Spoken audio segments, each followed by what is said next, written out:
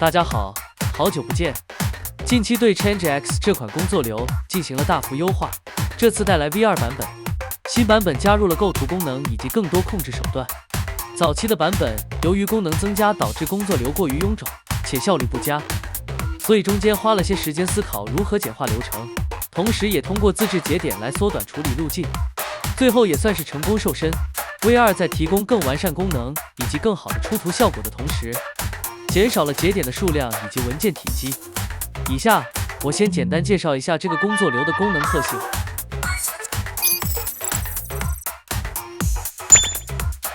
ChangeX V1 版本基于多区域重绘，可以在一次跑图中实现多种功能，例如在换背景的同时，也可以指定衣服的风格，并且同时为人物换脸。V2 版在 V1 的基础上增加了对构图的控制，除了基于原始图片进行重绘外，还可以使用多张图片先进行构图，输出的图片连同元素和蒙版数据会发送到后续流程。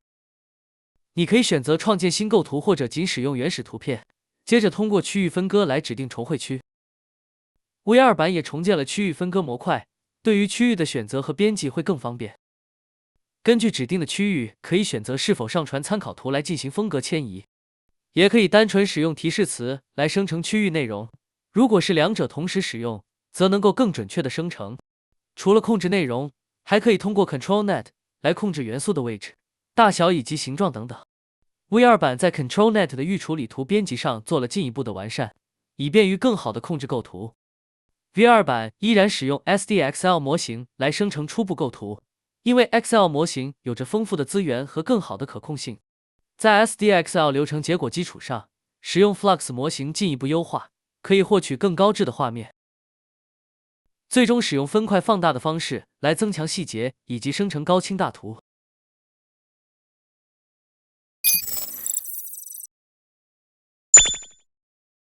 现在来介绍下 V2 版的基础使用方法。第一步是设置目标图片，这里有两种方式，一是直接上传目标图，二是通过重新构图来生成目标图片。在构图模式中，可以上传主体图以及背景图，然后在画板中进行排版。点击群组框右上角的小箭头，可以仅运行组内的节点，并刷新内容。快捷图标功能由 RGFree 这款插件提供，需要先在菜单中启用相关设置。如果刷新后画板仍不显示内容，则需要手动刷新下浏览器页面。显示画面后，通过鼠标可以选中主体或者背景元素，然后通过随意拖动以及缩放来进行构图。具体的使用方法后面再详细说明。现在先切换回单图模式，这里提示下，工作流所有板块的功能开关通常都会放置在左上方。如果是 PNG 图片，打开下方节点开关，可以直接使用图片的透明通道作为主体蒙版，也可以对图片进行横向或者纵向翻转的预处理。下一步就是指定目标图片的重绘区域，点击快捷图标进行预览。在使用预设模式及分割提示词一栏里，可以选择需要重绘的区域，并且可以多选。把面部分区关闭，刷新后，就能在右侧的预览图中看到修改后的分区范围以及区域蒙版。也可以使用自定义提示词进行分割，并且可以与预设分区合并选择。这里已经输入了裙子和小熊的提示词，现在同时选中。刷新后可以看到背景、裙子和小熊会合并成一个区域，因此使用预设分区结合提示词的方式，可以快速的选择我们想要重绘的区域。如果希望手动绘制，可以在左侧图像节点上点击鼠标右键，在弹出的菜单中选择 Mask Editor， 接着使用鼠标绘制的方式覆盖所需重绘的部分即可。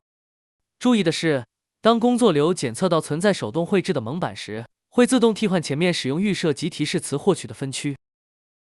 手动绘制的分区结果最好保存下来，然后通过上传蒙版的方式进行固定。打开上传蒙版图开关，上传刚刚保存的图片，这样可以避免手绘的蒙版因节点刷新而消失。工作流会优先使用上传的蒙版，而之前的生成分区的相关设置则会忽略。例如，我修改了手动绘制的蒙版后，也不会产生任何影响。只用当关闭了上传蒙版功能，手动绘制的蒙版才会生效。所以上传蒙版图优先级最高，其次是通过节点绘制蒙版，最后是预设和语义分割。换回背景区域，来看看右侧的几个节点。修改区域蒙版栏目下，可以对蒙版进行二次编辑。在图片节点添加新的蒙版，可以对已有分区蒙版进行合并、删减、交集和差集的操作。此外，也可以对区域蒙版进行扩充、缩减、模糊等设置，或者修改重绘区域的识别颜色以及透明度。使用区域1板块指定重绘区域后，还可以同时开启区域2去指定第二个重绘区域，把左上方群组开关全部打开。操作方式与区域1一样，这里先指定对衣服进行重绘，对应前面2个指定的重绘区域，可以分别使用参考图来指定风格。使用左上方群组开关，可以开启和关闭区域的风格迁移群组。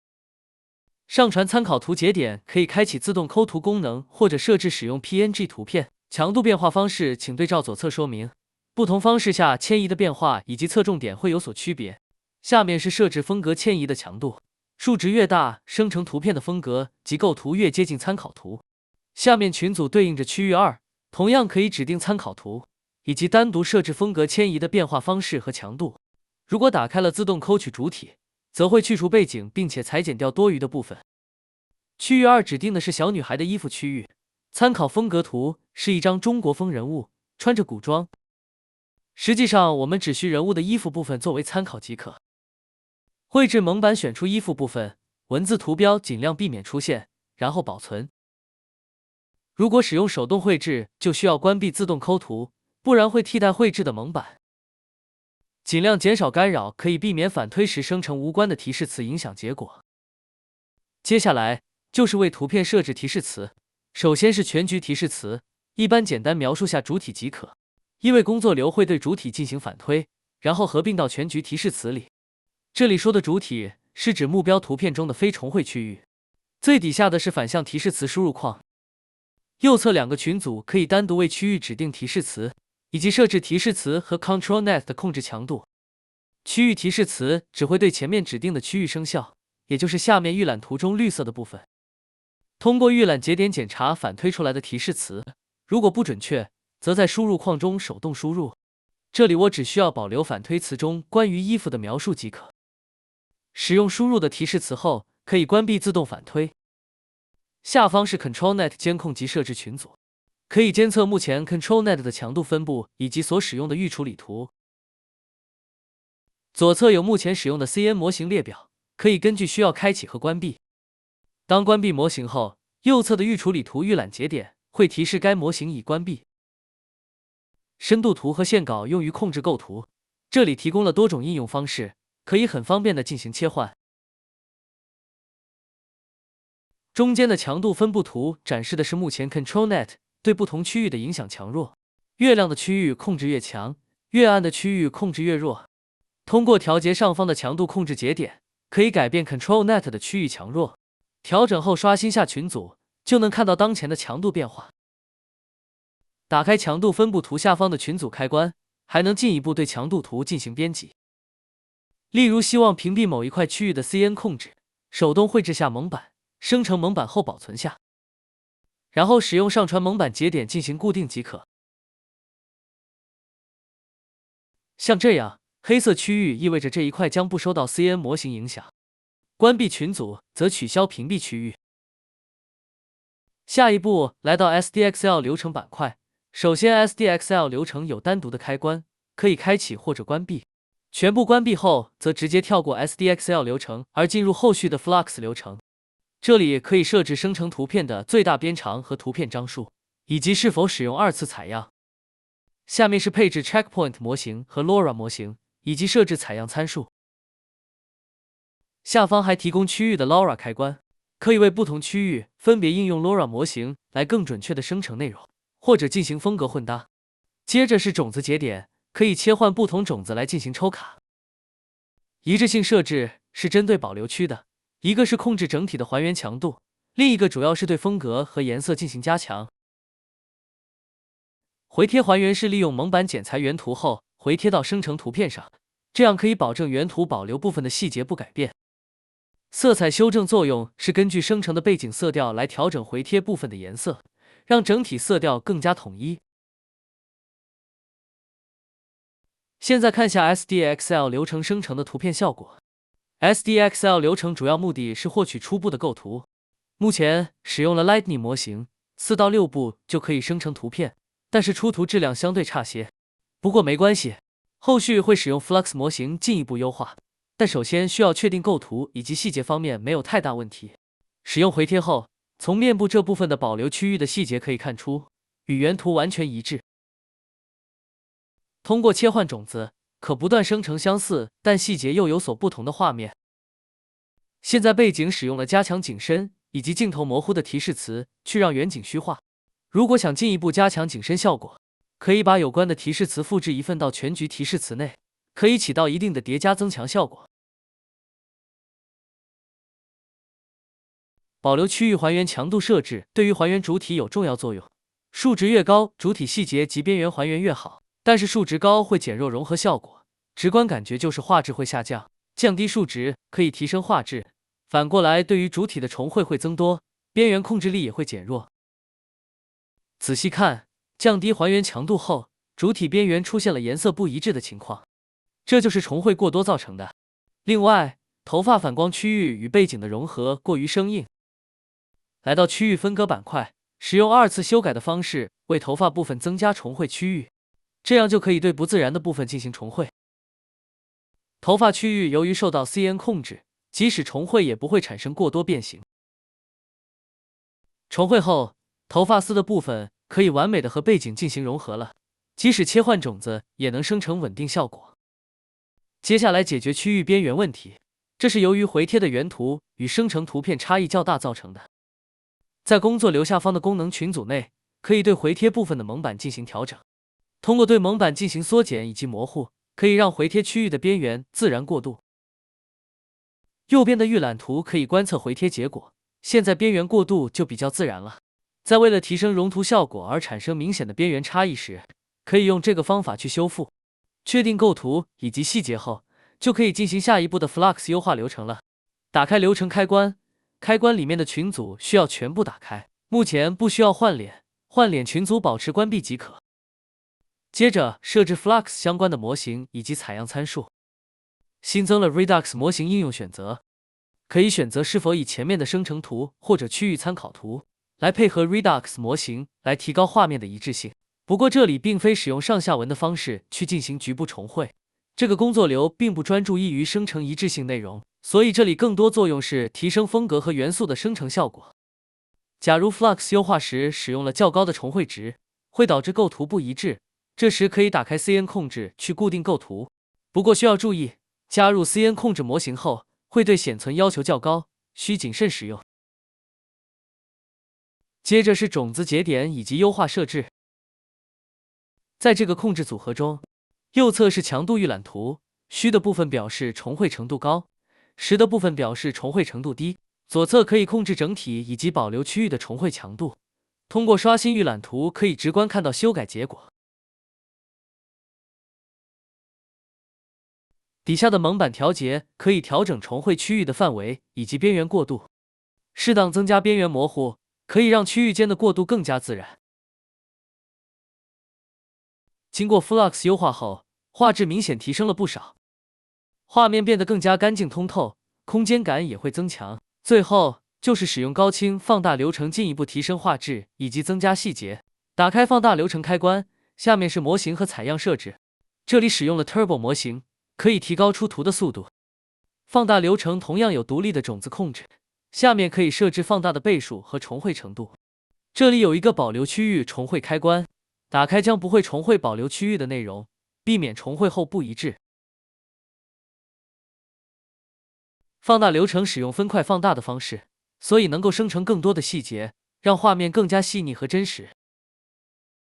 最终生成的图片还是很不错的，地面泥土的细节、前后景的虚化以及边缘的融合效果都处理得很好，基本没太大问题。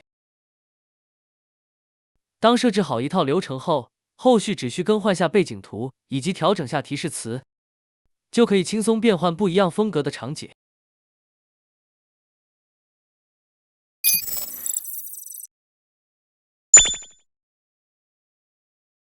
构图功能可以很方便的对素材图片进行分层，并重新组合成新的构图。通过一些技巧，可以生成前景画面、让主体与背景深度融合。不管是为产品制作创意背景，还是生成使用场景，都可以轻松完成。接下来详细介绍构图模式的使用方法。通过左上方开关切换成构图模式，分别上传主体与背景图片。刷新下群组，主体图片会自动抠图，与背景图一起出现在画板中。使用鼠标选中图层，可以进行移动、旋转以及缩放等操作。刷新左下方预览节点，可以观察目前构图输出结果。从预览图看到，图片上方因为背景没有填满画板而出现黑色块，这个没关系，后续可以进行扩图处理。先不需要区域2，关闭相关群组，使用预设的背景分区，工作流会自动获取画板中的背景区域。接着为区域1上传参考图，因为没有指定区域2，同样关闭掉群组。区域1上传与背景一样的参考图就可以。简单描述画面内容，例如一位男士靠着墙的特写镜头。开启自动反推词，检查自动反推词是否准确，没问题就继续查看 CtrlNet 控制部分。从预处理图看到，缺失背景的部分需要处理，不然会影响生成的图片。现在需要保持背景一致性，可以先切换成使用原图线稿。缺失的部分可以通过修正线稿和深度图的方式处理，但是比较麻烦。简单的方法是屏蔽掉这块区域的 CN 控制。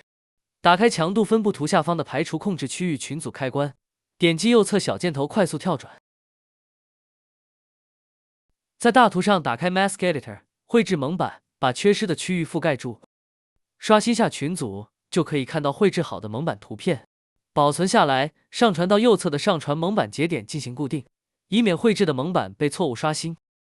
回到 CN 控制面板，刷新后可以看到分布图已经更新，接下来就可以生成图片了。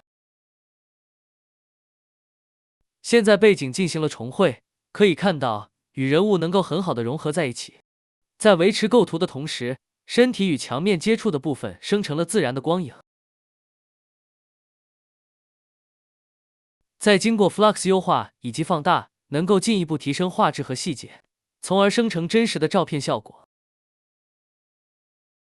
仔细看砖面的材质和光影，细节处理的还是很不错的。除了简单的主体和背景，还可以加入多个图层，从而拓展出更多的玩法。例如，我想人物出现在墙的后面，该怎么做呢？打开图层群组开关，上传同样的背景图片。因为是背景图片，自动抠取主体可能不准确，先关闭掉。现在使用蒙版的方式把墙面抠取出来。这里有个小技巧，按住 Shift 键，可以通过点击的方式来画直线。把边线画出来之后，用填充工具填充一下，就可以制作好墙面的蒙版。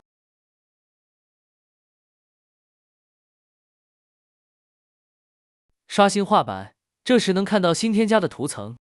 调整下图层位置和大小，让墙面刚好贴合原背景，并且覆盖住人物。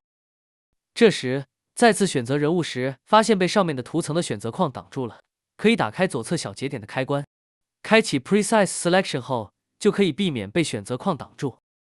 现在人物不是靠墙站了，所以身体不应该这么倾斜，旋转一下让人物站直。预览一下当前构图，没问题就进行下一步。虽然墙面属于前景，但是工作流会自动把图层合并到背景区域。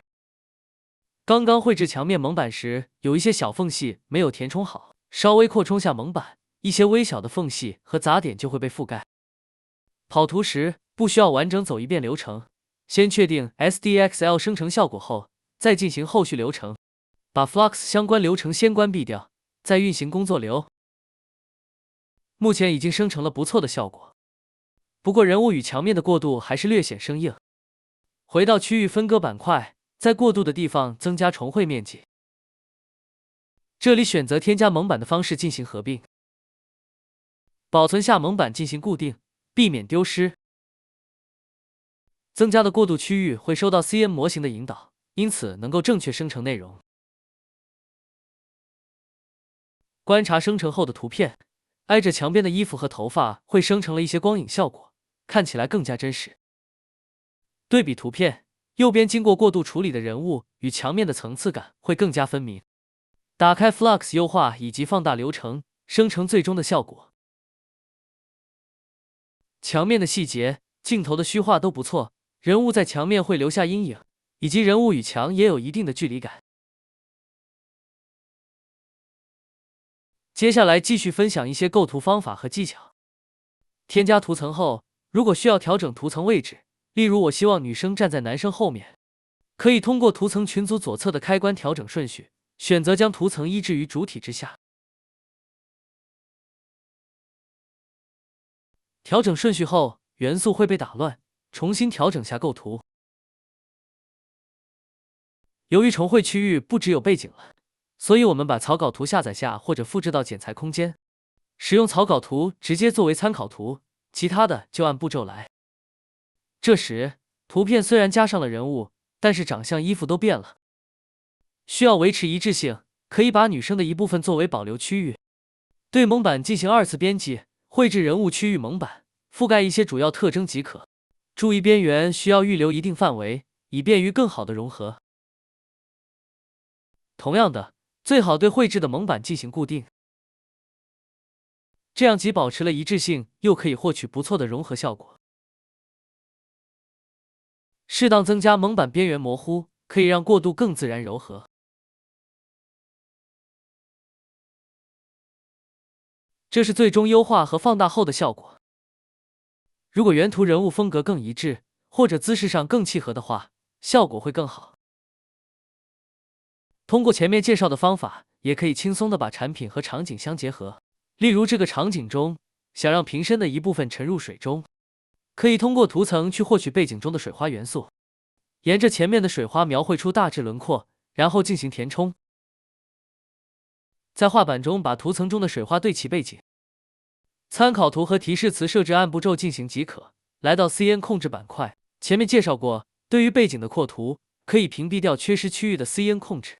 但是屏蔽的这部分区域意味着我们无法有效利用 CN 控制来生成内容，所以通过优化深度图和线稿，同样也可以进行扩图。首先去除深度图中缺失部分的影响，点击切换，右边小箭头可以进行跳转。刷新群组，在预览图节点上使用 Mask Editor 绘制蒙版，覆盖出缺失的部分，点击保存。刷新左侧的预览图，可以看到修改的结果，把深度图保存下来。切换成上传深度图模式，上传下载好的深度图进行固定。另外，线稿的预处理图也需要处理，切换成手动编辑模式，刷新群组，在第一张预览图使用 Mask Editor 绘制蒙版，可以对线稿进行抹除。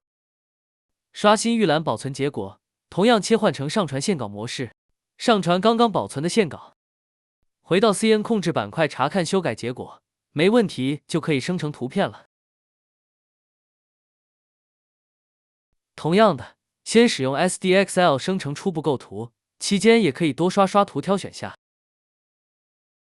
然后经过 Flux 优化和放大，就可以生成一张精美的图片。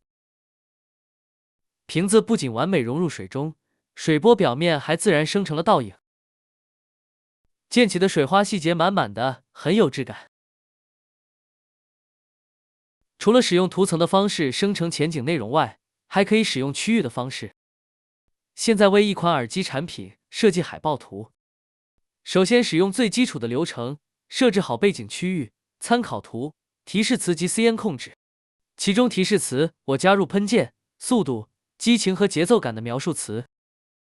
可是跑出来的图仅仅是耳机加了个背景，效果看起来很一般。打开区域2的群组开关，现在来增加一些动感的前景元素。在预测分区里面选择前景专用，现在区域2不含背景，关闭掉。打开前景分区后，区域2产生的蒙版会作为前景内容进行处理。使用 Mask Editor 绘制下前景内容的大致模样。这里我希望有一些花瓣可以出现在耳机前面。把预览图中的蒙版保存下来，使用上传蒙版的方式进行固定。增加一些模糊，可以让前景内容过渡自然一些。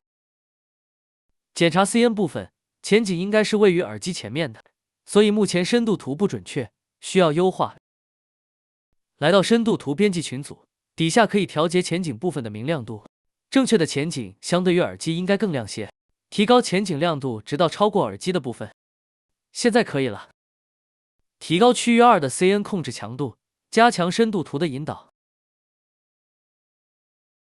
现在耳机前面出现了一些花瓣，而且有虚有实，层次感更丰富了。深度图的放射状线条也对生成的构图形成了一定的趋势。再提高下 CN 强度，让趋势更明显些。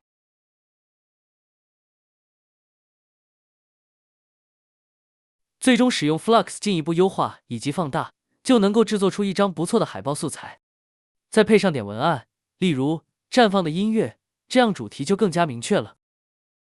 放大看细节也不错，在这基础上，我们还可以进一步发挥创意，例如混搭一些油漆元素为产品增添色彩，又或者使用不同的背景元素去拓展主题。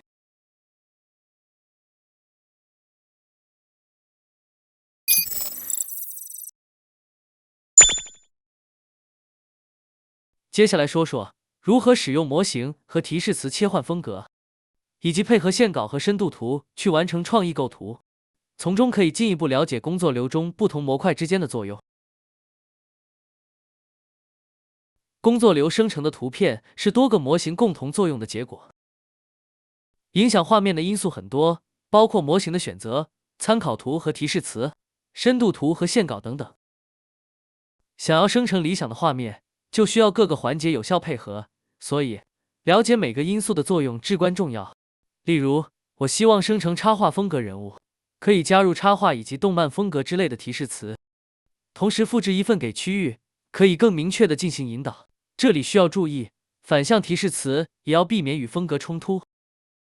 但是光靠修改提示词是无法有效生成的，因为现在使用的是写实风格的大模型，所以需要换成有针对性的插画风格的模型。而且每个模型建议的采样参数也不一样，这时就需要按照模型建议的参数设置，或者参考别人作品所使用的设置去进行修改。分别设置好步长、CFG、采样器算法以及调度方式。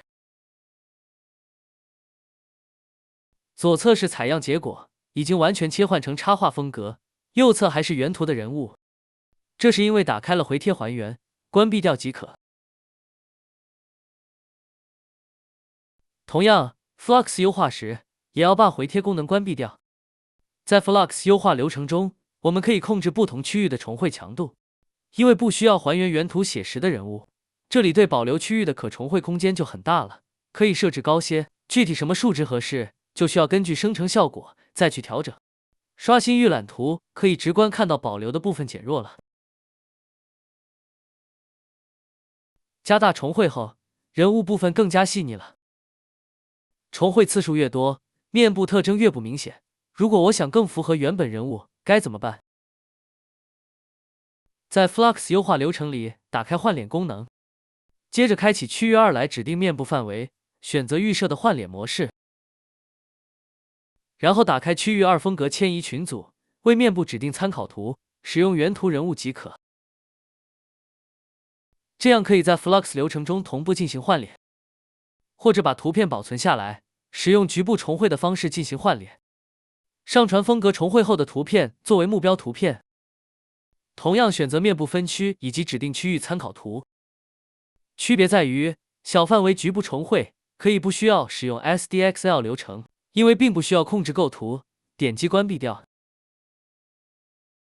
打开 Flux 流程以及换脸流程，刷新重绘区域预览可以看到目前面部的一个重绘范围。仅使用 Flux 流程换脸好处是，可以通过调节重绘强度去对换脸效果进行微调。仅仅换脸不需要使用到前面流程反推出来的提示词，简单描述一下就可以。对于其他图片，如果仅只进行换脸的话，跳过 SDXL 流程，直接使用这种方法会更方便。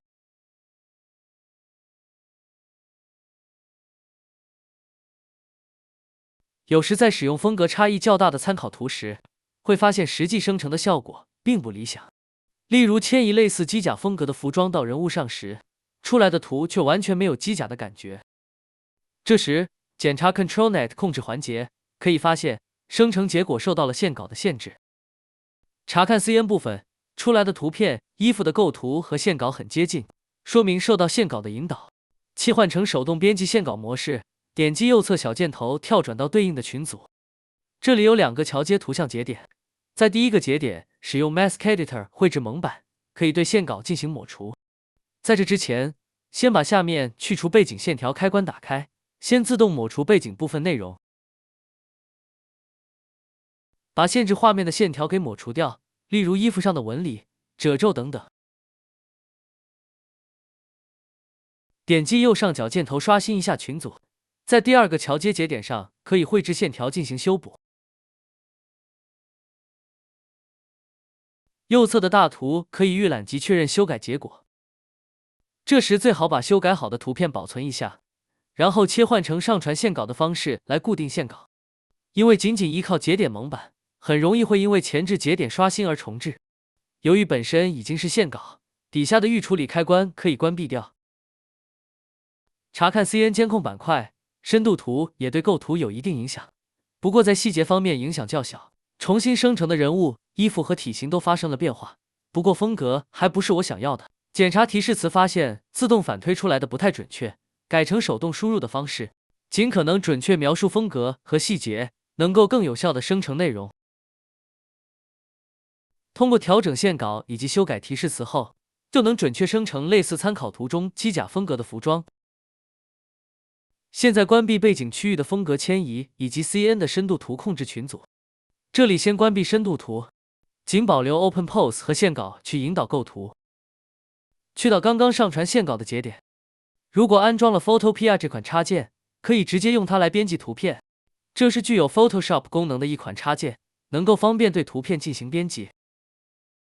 先随便在人物身后画一个类似某种飞行器的物体，画的比较随意，具体是什么样子我也没概念，后面的交给 AI 就行。添加上背景区域提示词，例如巨大的载人飞机等关键词，同时提高 CN 控制强度，这样线稿更容易发挥作用。此时背景能够有效的生成设定的内容，但是由于取消了深度图控制，空间结构上会比较容易失控，特别是椅子的部分，所以最好还是使用深度图去给一个空间关系的引导。但是需要消除干扰的部分，切换成去除背景模式，并跳转相关群组，先刷新下，然后在图片节点上打开 Mask Editor， 绘制蒙版把背景中的干扰元素覆盖住。这里添加了黑色的颜色提示词，只是为了让前景人物和背景区分更明显些。留意椅子、脚部与地面接触的部分，加入深度图后，空间关系会更加准确和稳定。把你的创意使用线稿简单画一画，通过 AI 就可以轻易的呈现出来。比如说为人物加上对翅膀，修改下提示词，加入翅膀的描述，也可丰富材质和颜色之类的细节描述。这样就轻易就可以让人物多了对翅膀。调整 CN 的控制强度来增加自由度，让翅膀形态更丰富。更换下大模型。这款虽然是动漫风格模型，但是用来生成写实的风格也是可以的，而且会有种梦幻的色彩。可以多切换几个种子挑选下，出来的感觉都怪怪的。翅膀部分的形状过于尖锐了，看来还是要从根本上解决问题。重新修改翅膀的线稿，让其结构更合理。还不错。这形态看起来舒服些了，看下优化以及放大后的效果。整体看，无论色调、光影、细节都很好，保留区域融合也很自然。手部稍微还有点问题，这个后续使用局部修复再去处理就可以。接下来，在不改变背景提示词的同时，还可以通过使用参考图进行风格混搭。迁移的强度变化方式改成仅风格转移，减少对构图的影响，然后设置下强度值。其他的包括提示词等等都不需要修改。现在人物的机甲和翅膀都变得更具有未来机械风格的感觉。如果不想要这么硬科技的感觉，想素雅一些，也可以换成中国风的参考图。修改背景区域提示词，把背景也换成中国风的，这样混搭的感觉更明显。问题是现在椅子放的地方比较奇怪，抽卡或许能生成正确的背景，但是使用线稿控制可以更好的提高成功率。像这样添加一个构图元素，再配合上提示词，就可以准确的去控制构图。像这样，根据线条的趋势生成了一条石砖路面。大致构图完成后，还可以进一步去优化细节，同样使用 Photopea 修改线稿。即使修改了线稿，右脚下方区域依然受到原图库角的影响，有一块奇怪的形状。查看 CN 域处理图，发现是受到了深度图影响，但是深度图不容易修改，那就干脆屏蔽掉这块区域。打开排除 CN 控制区域群组，在左侧大图使用蒙版去覆盖需要排除的区域。刷新强度分布图，可以看到库角的区域变成黑色，意思是这块区域不再受到 CN 模型的影响。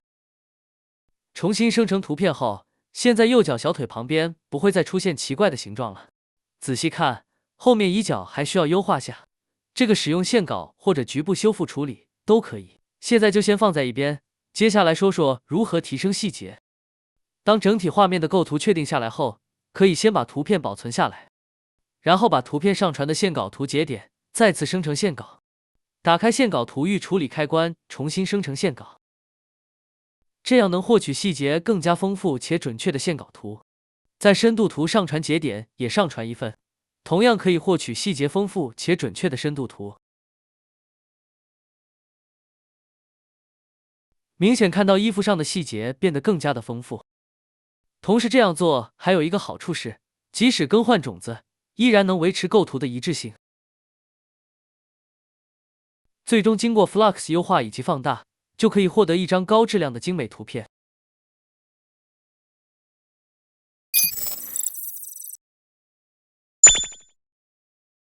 下面这些图片风格是参考了网上的案例去制作的，使用 V2 版本也能轻松做出来。该风格主要需要实现2点，一是有一些固定的视觉元素贯穿始终，例如火车和雪山，另外还需要生成人物的倒影。统一的元素构成了场景和风格一致的主题系列。下面就演示下制作过程。首先准备好人物图和火车的背景图，使用构图模式调整好位置大小。在区域1中分割出背景，接着对区域进行2次编辑。现在假设画面下方有一片冰水，人物在冰面会出现倒影，把大致的区域涂抹出来。打开蒙版相减，用背景减去刚涂抹的区域，这样就能将背景的一部分分割出来，用来生成火车以及雪山背景。保存下蒙版图，使用上传蒙版节点进行固定。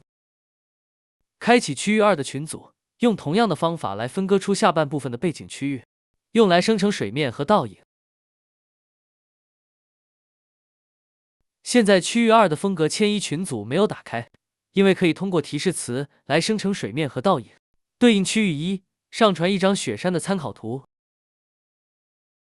查看下 CN 部分，可以看到目前的深度图和线稿都需要优化，画面缺失的部分需要补充或者处理掉。另外，同时需要线稿来引导倒影生成。通过左侧群组切换到去除深度图背景模式，然后利用右侧箭头进行跳转。刷新下群组，在预览图上打开 Mask Editor， 然后把深度图中的干扰部分涂抹掉。左侧大图可以预览修改后的效果，把深度图保存下，然后切换成上传图片的模式，上传保存好的深度图进行固定。来到线稿编辑板块，在左上方切换成手动编辑线稿的模式。刷新群组，首先抹除掉线稿中错误的部分。抹除时要结合想象中的画面，留出后续补充线条的空间。例如，裙子部分后面需要延长，地面就应该留出些空白。再次刷新群组，在第2张预览图上绘制蒙版，可以对线稿进行补充。补充裙子部分，另外加上倒影线条进行引导。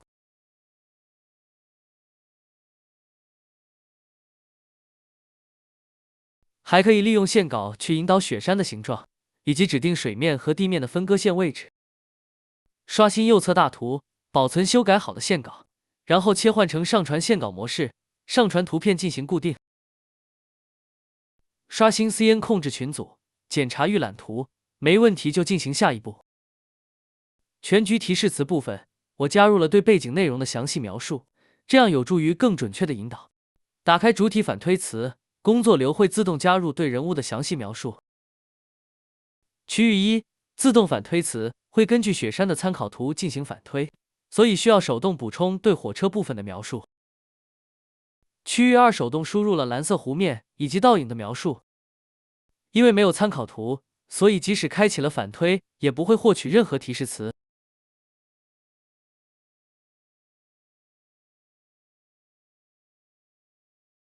从生成的初步构图看到人物、火车和雪山完美的融合在一起，同时脚底下水面的倒影也很真实。但是婚纱延长的部分还有点小问题，这是因为重绘区域没有覆盖完整而产生了缝隙。在区域分割板块里，对区域蒙版进行扩充，让重绘区域可以覆盖到婚纱上。像这样就可以了。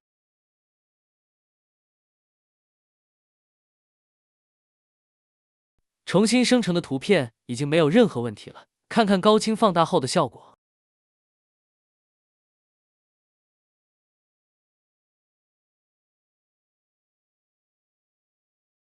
整体感觉还是挺不错的，只是水面与地面间过渡稍微不够自然，后续可以多换几个种子看看。这是最终的效果，一旦设定好了整体流程，后续只要更换下人物照片，重新编辑下深度图和线稿，就可以轻易复刻同样主题的婚纱照了。今天分享的内容到此就差不多了。获取工作流的方式可以查看视频简介。如果有其他需求，也欢迎联系我。希望快速体验的朋友可以使用我在仙公云上面的镜像，在简介里找到镜像的链接，进入主页。新用户使用邀请码注册，还可以获得一定的金额奖励。点击立即部署，进入部署 GPU 界面，选择右上角的 GPU 主机，任选一款就可以。点击确认部署，进入实例列表，这里可以看到目前部署的一个进度。一旦显示正在运行，说明部署成功。点击右侧的仙公云 OS 可以进入系统操作界面，点击 Config UI 日志，查看启动进度。当显示以下地址信息时，说明启动完成。找到 Config UI 图标并点击，就可以进入界面。使用镜像中的 Config UI 打开我发布的工作流，就可以直接运行。另外，在工作流文件夹中也保存了一些我以往的项目，以及大量基础工作流可供学习。回到实例列表，点击右侧的 Web UI， 同样可以进入 Config UI 界面。如果是在本地部署，除了安装好缺失的节点以及模型外，还需要手动安装一款插件，按工作流里面的说明操作即可。好了，本期视频内容到此就结束了。喜欢视频的朋友别忘了帮忙点个赞，谢谢支持，下次再见。